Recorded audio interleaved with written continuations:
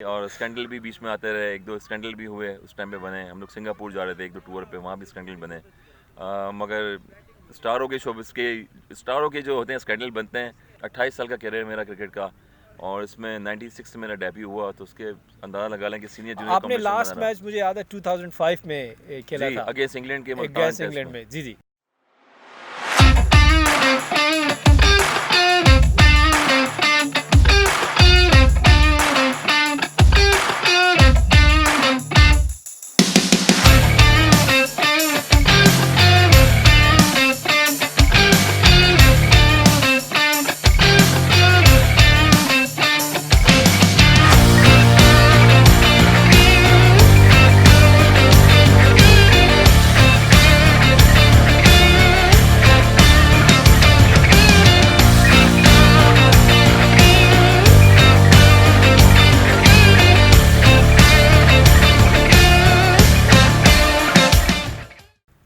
Hi guys, you watching heart stock with K Asif.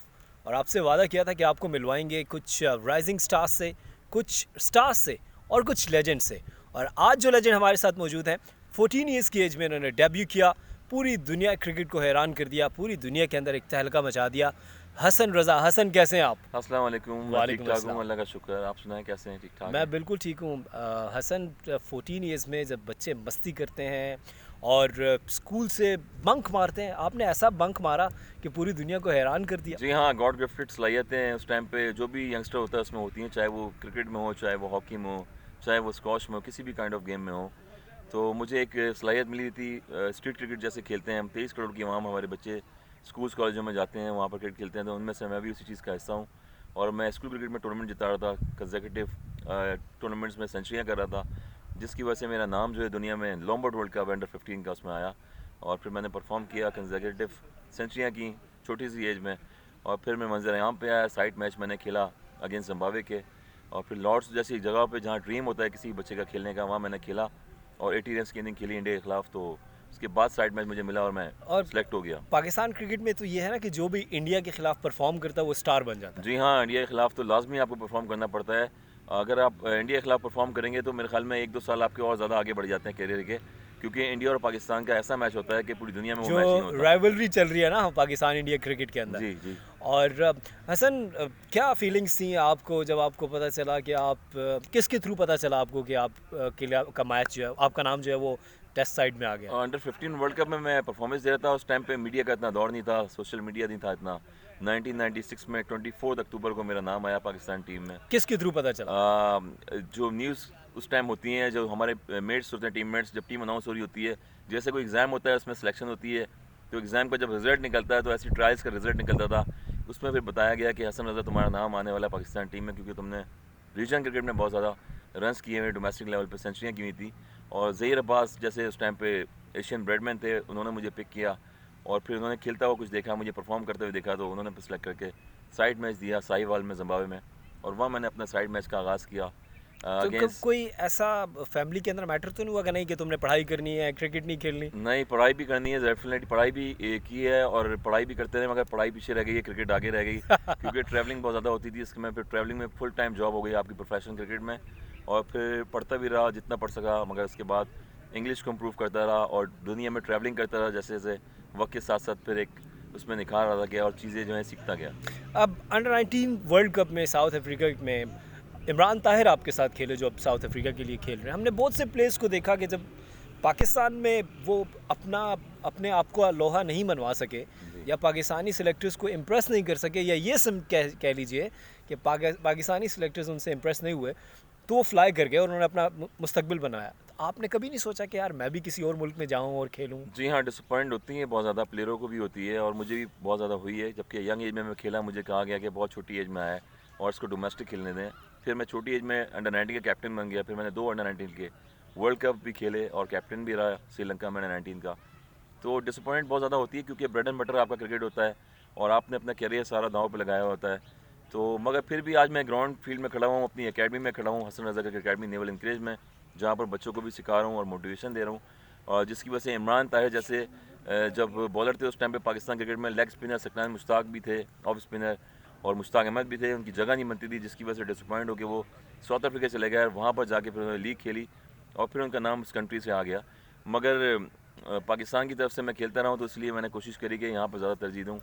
Cricket भी खेली, हबीब bank के captain भी रहा 14-13 साल और काफ़ी एक्सपीरियंस हासिल किया। जब आप 14 ईयर्स की एज में उन स्टार्स के साथ आपने ड्रेसिंग रूम शेयर किया, वसीम अकरम, वकार यूनुस, नेम एनीवन, सईद अनवर, बड़े-बड़े स्टार्स थे। इंजमामुल हक, इंजमामुल आमिर हक, सुहेल। आमिर सुहेल। जी, प्रेशर नहीं होता था? डेफिनेटली प्रेशर होता था। और मुझे याद है जब मैं छोटा सा था, 16 साल का, जब श्रीलंका से मैच हो रहा था, मुरलीधरन बॉल कर रहे थे और उनकी स्पिन बॉलिंग इतनी जादूगरी थी, 400 विकेट उन्होंने ऑलरेडी ली हुई थी और वो स्पिन कर रहे थे और मुझे समझ नहीं आ रही थी कि मैंने स्पिन खेलनी किधर है। और बड़ा नर्वस हुआ था उस दौर में। मैं उसके बाद फिर मैंने स्पिन की प्रैक्टिस करी और फिर नेक्स्ट टूर पर मैं पाकिस्तान टीम से ड्रॉप हुआ और पाकिस्तान ए टीम में मैं गया, श्रीलंका पाकिस्तान ए टीम में, जहाँ मैंने 3 सेंचुरियाँ करी स्पिन ट्रैक पे।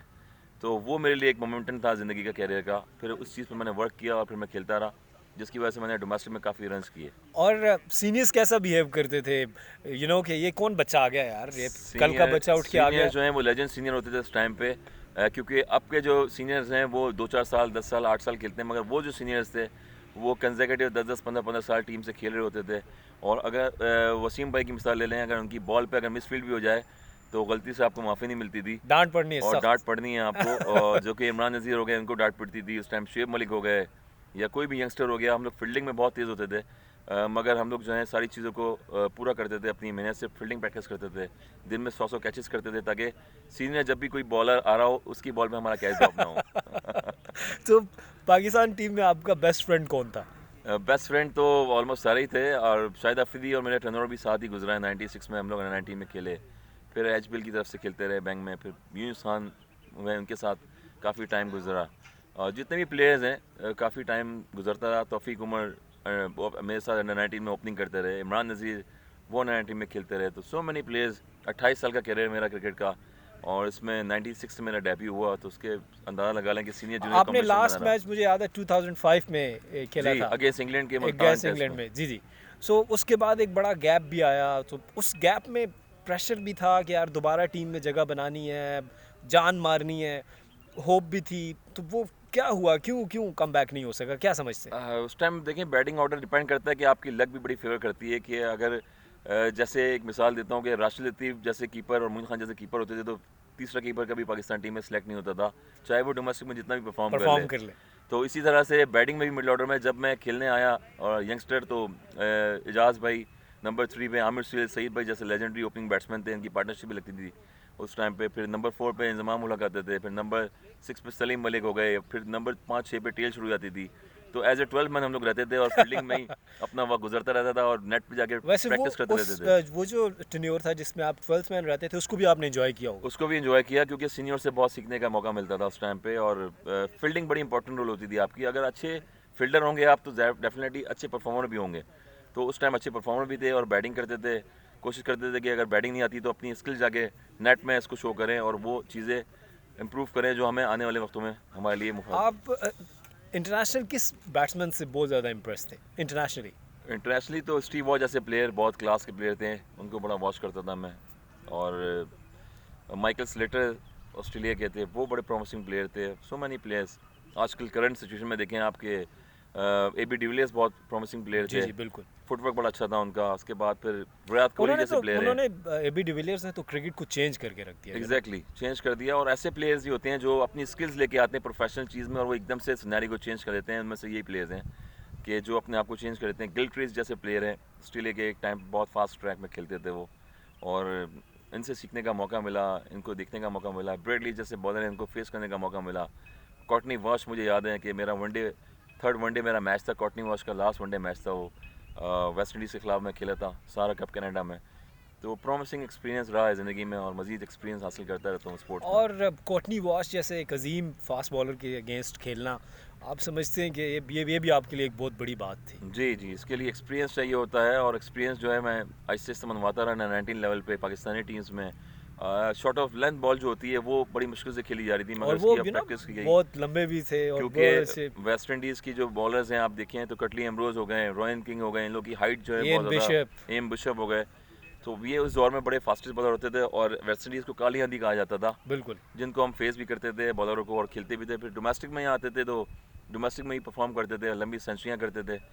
6 डबल सेंचुरियाँ मैंने डोमेस्टिक में की और 37 मेरी सेंचुरियाँ रहीं डोमेस्टिक लेवल पे। एक ज़बरदस्त एक क्रिकेट का रिकॉर्ड था। और अब ये बताएं कि जब आप ड्रेसिंग रूम में आए न्यूली, तो आपको वेलकम करने वाले क्रिकेटर्स कौन थे जिन्होंने कहा भाई बिल्कुल परेशान नहीं होना, हम तुम्हारे साथ हैं? ऑब्वियसली वसीम अकरम, वकार यूनुस ने वेलकम किया मुझे अच्छा। बहुत ज़्यादा। और जब मैंने टीम को ज्वाइन किया और फैसलाबाद में मैंने टीम को ज्वाइन किया था, it is dream come true मेरे लिए। तो ये मुश्ताक मोहम्मद साहब जो हैं वो मेरे कोच भी थे, उन्होंने मुझे टेस्ट कैप दी और 38 साल बाद ये रिकॉर्ड ब्रेक हुआ उन्हीं की क़यादत में। उन्होंने अगेंस्ट वेस्ट इंडीज़ के ख़िलाफ़ ये रिकॉर्ड किया था मुश्ताक मोहम्मद ने, तो मैंने जिम्बाब्वे के ख़िलाफ़ किया और बड़ा वेलकम किया सारे सीनियर्स ने, मुझे बहुत मज़ा आया। और आपको पता है ना क्रिकेट में ग्लैमर भी है और बहुत सी चीज़ें। तो जब 14 ईयर्स की एज में डेब्यू किया तो कोई खातून घर तो नहीं आ गई कि बस हसन रज़ा से शादी करनी है मुझे? खातून घर पे तो नहीं आई, मगर फ़ैन फॉलोइंग बहुत ज़्यादा रहती है, क्योंकि फ़ैन फॉलोइंग एक ज़माने में बहुत ज़्यादा थी। और जब खेलते थे हम लोग, स्पेशली शाहिद अफरीदी और मैं, हम लोग जब अंडर 19 एज पे आए, तो जब इंडिया हम टूरों पे गए तो लोगों का हजूम होता था काफ़ी और फ़ैन फॉलोइंग बहुत ज़्यादा होती थी। अब भी प्लेयरों में है, बहुत ज़्यादा है।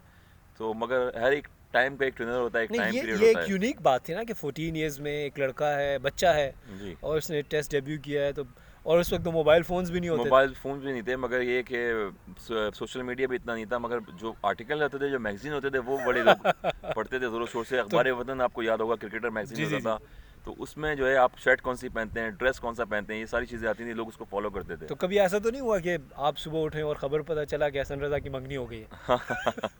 नहीं, ऐसा नहीं हुआ है। मगर ये कि स्कैंडल्स जो है वो प्लेयरों के भी बनते रहते हैं, शोबिज़ के भी बनते रहते हैं, मगर ये है कि मोहतात रहना पड़ता है एज़ ए प्रोफेशनल फील्ड में। तो जब स्कैंडल आपके आते थे तो घर से डांट पड़ती थी? बहुत ज़्यादा डांट पड़ती थी घर से भी, कि जो होते हैं स्कैंडल बनते हैं और उसी से सॉल्व होते हैं, वही चीज़ें सॉल्व होती हैं सारी। डांटता कौन था, अम्मा या अब्बा? फैमिली में अम्मी भी डांटती थी काफ़ी। हाँ, अम्मी भी डांटती थी और सिस्टर्स ब्रदर हैं वो ये भी क्या डांटते कर थे। दिया तुमने, अखबार उठा के ले? ऑब्वियसली क्योंकि अखबारों में सारी चीज़ें आती थी, सोशल मीडिया इतना एक्टिव होता था, तो उसमें काफ़ी चीज़ें सुनने को मिलती थी। फिर कज़न मेरे मुमताज़ हैदर हैं, जिन्होंने मुझे बहुत सपोर्ट किया है, वो काफ़ी मेरे पे नज़र रखते थे सुबह शाम में कि मगरिब से पहले आना है, मगरिब से पहले जाना है। तो ये रूटीन हमारी बड़ी टफ चलती थी, जिसकी वजह से सुबह मॉर्निंग में मैं उठता था 6 बजे 7 बजे, प्रैक्टिस करता था, ट्रेनिंग करता था अपनी। सो आप तो मगरिब के वक्त घर चले जाते थे, तो अब तो मगरिब के बाद क्रिकेट स्टार्ट होती है। एग्जैक्टली अब टर्नओवर चेंज हो गया है, एक सिनेरियो चेंज हो गया है, T20 और T10। T10 आ गया है, नाइट टूर्नामेंट्स आ गए हैं, वाइट बॉल की क्रिकेट आ गई है, पिंक बॉल की क्रिकेट आ गई है। जी। तो उस टाइम पे रेड बॉल ही होती थी और सुबह सुबह उठना होता था, ट्रेनिंग करनी होती थी और सुबह जिम में जाना है, ट्रेनिंग करनी है, स्किल्स को डेवलप करना है अपनी। उसके बाद घर वाले ये कहते थे कि हमारे लोग जो थे वो जैसे ही मगरिब हो तो घर पे आना है, तो वही रूल रेगुलेशन से जाते थे सख्ती होती और थी सख्ती बहुत। बहुत ज़्यादा होती थी। मगर जब जैसे जैसे ट्रैवल करते गए, दुनिया में घूमते गए, तो उसी तरह से आज़ादी मिलती गई। बैग उठा के अमेरिका चले गए, ऑस्ट्रेलिया चले गए, कनाडा चले गए, इंग्लैंड तो चले गए। इंग्लैंड चले गए। हाँ। तो आज ये है कि कोई पूछता नहीं है आप किधर कहाँ जा रहे हो।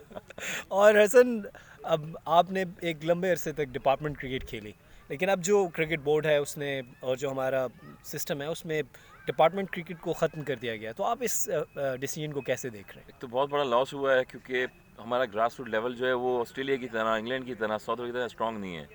तो मेन हमारा जो लेवल था वो डिपार्टमेंट ही थे, जिसमें डिपार्टमेंट टू डिपार्टमेंट हर प्लेयर, हर टीम में 8-8 प्लेयर्स खेल रहे होते थे, इंटरनेशनल प्लेयर्स। तो मुझे याद है कि यूनुस खान जैसे प्लेयर हैं वो HBL के लिए खेल रहे होते थे, और जब ऑस्ट्रेलिया सीरीज़ खेले थे तो उन्होंने कॉल करी और बताया कि यार मुझे डोमेस्टिक का मैच खेलना है, मेरा नाम दे दें आप। तो एक रिजेक्शन नज़र आता था, एग्रेशन होता था बहुत ज़्यादा प्लेयरों में। सारे एक इक्वल होकर खेलते रहे। डिपार्टमेंट में अगर 550-600 लड़का खेलता है, तो आज 6 रीजन बनाए गए हैं, जिसमें से 192 लड़के खेल रहे हैं अभी तक, और डगआउट में वो लड़के बैठे हुए हैं जिनको प्रॉमिसिंग एक लेवल पे चांस नहीं मिल रहा है। तो मेरे ख्याल में ग्रास रूट लेवल को स्ट्रॉन्ग करना चाहिए, और जॉबलेस बहुत ज़्यादा प्लेयर हुए हैं यंगस्टर्स, जो कि हमारे पाकिस्तान में नहीं होना चाहिए। उनको परमानेंट जॉबें मिलनी चाहिए।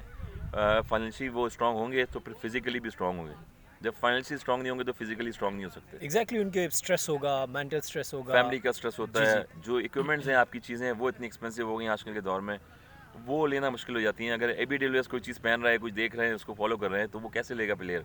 उस जैसा प्लेयर भी होगा मगर वो चीज़ खरीद नहीं पाएगा, क्योंकि एक्सपेंसिव बहुत ज़्यादा हो जाते हैं। तो इस वजह से प्रॉब्लम होती है। मगर ये है कि गवर्नमेंट को चाहिए कि जॉब जो है वो प्लेयर्स को दें और सिक्योर करें। जो जितने भी ब्रांड्स हैं पाकिस्तान के, वो प्लेयर को स्पॉन्सर करेंगे, तो जब ये टैलेंट ग्रास रूट लेवल का और पाकिस्तान क्रिकेट टॉप पे जाएगी। और आज की इस दौर में अगर एक बच्चा है वो 14 इयर्स में टेस्ट डेब्यू करना चाहता है, वो क्या करे? वैसे तो बहुत मुश्किल नज़र आ रहा है। अभी तो बहुत मुश्किल नज़र आ रहा है, मगर आपने रिसेंटली देखा होगा कि आईसीसी ने भी एक रूल रेगुलेशन दे दिया है पूरे वर्ल्ड में कि 15 साल से ऊपर जो होगा वो भी प्लेयर रिकगनाइज होगा इंटरनेशनल लेवल पे। क्योंकि मैं ये नहीं कहता कि रिकॉर्ड ये मेरे पास ही है, ये अल्लाह की तरफ से है, हो गया रिकॉर्ड, और मैं खेलता रहा हूँ, रिकॉर्ड होते ही टूटने के लिए हैं। एग्जैक्टली। मगर ये रिसेंटली जो अभी प्रेस रिलीज भी आई सारी, और उसमें सोशल मीडिया पे भी, फेसबुक पे मेरी तस्वीर लगी हुई थी, 14 ईयर्स 224 डेज़ में हसन रज़ा खेले हैं अगेंस्ट जिम्बाब्वे के। तो अब 14 साल 14.5 में कोई नहीं खेल सकता। अब ये इंटरनेशनल आईसीसी लेवल का पे एक रूल आ गया। एक रूल आ गया है, तो उसमें बच्चे मेहनत तो करेंगे, लोग करते हैं स्कूल क्रिकेट पे भी। मेरे पास अभी एकेडमी में 6 साल का बच्चा भी आ रहा है, वो प्रैक्टिस कर रहा है, टेक्निकली बहुत अच्छा है, मगर वो डोमेस्टिक खेलेगा, इंटरनेशनल लेवल खेलेगा, मगर एकदम से पिक वो नहीं हो सकता। क्योंकि दुनिया में एक ही जगह एक ही टाइम पे अंडर 15 वर्ल्ड कप हुआ था, जो हम लोगों ने खेला था। करमान अकमल, तौफीक उमर और बाजिद खान कमेंट्री कर रहे हैं आजकल PSL पे, ये प्लेयर थे। शुएब मलिक आज माशाल्लाह से 20 साल हो गए इनको, 21 साल अभी तक खेल रहे हैं, वो परफॉर्म भी कर रहे हैं पाकिस्तान के लिए। तो वो एक वक्त ट्रेनर जो है वो वापस नहीं आ सकता। और शाम के साए ढलते जा रहे हैं और आज ठंड भी बढ़ गई है। इस ठंड में हमें ये आखिर में बता दें जाते जाते कि कौन से ऐसे प्लेस थे जिनके साथ मिल के आपको पता होता था कि यार आज मैच के बाद हम मस्ती करेंगे, शरारतें करेंगे? प्लेयर्स तो मैंने या बताया मैं कि इस सवाल को अगर यूँ कर लूँ आपसे कि कौन से प्लेस थे जिनके साथ डग आउट में, ड्रेसिंग रूम में मस्तियाँ होती थी?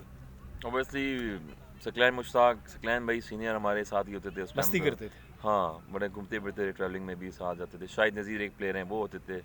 सलीम मलाई ले लें आप, बैट्समैन, ओपनिंग बैट्समैन थे पाकिस्तान के, वो थे। और बहुत सारे प्लेयर्स थे ऐसे जिनके साथ खाने पे भी जाते थे। टूरिंग टीम जब जाती थी बाहर तो उनके साथ घूमते थे, फिरते थे। और स्नोकर का शौक़ था, टाइम किल करने के लिए स्नोकर भी खेलते रहते थे। तो एक दूसरे से शेयर भी करते थे जब जाते थे कि सुबह वहाँ की विंड देखनी है, अगर ऑस्ट्रेलिया जा रहे हैं तो ऑस्ट्रेलिया की विंड देखनी है, हवा देखनी है, वहाँ का एटमॉस्फेयर कैसा है, किस तरह से खेलना है, क्या फूड मिल रहा है, क्या खाना है, ये चीज़ें सारी टूर पे शेयर करते रहते एक दूसरे से। आप को फूड का आपने जिक्र किया, बताइएगा आपको खाने में क्या चीज़ें पसंद हैं ज़्यादा? फूड में डाइटिंग होती थी उस टाइम पे तो काफ़ी, मगर अब डाइटिंग छोड़ दी है। पास्ता वगैरह खाते हैं काफ़ी, और ब्रेड एंड बटर तो एज यूजुअली वो आपकी फ़िटनेस के लिए होता है। मगर आजकल बिरयानी भी बड़ी मशहूर हो गई है, बिरयानी भी खा लेते हैं। और over chicken biryani, mutton biryani? Mutton biryani.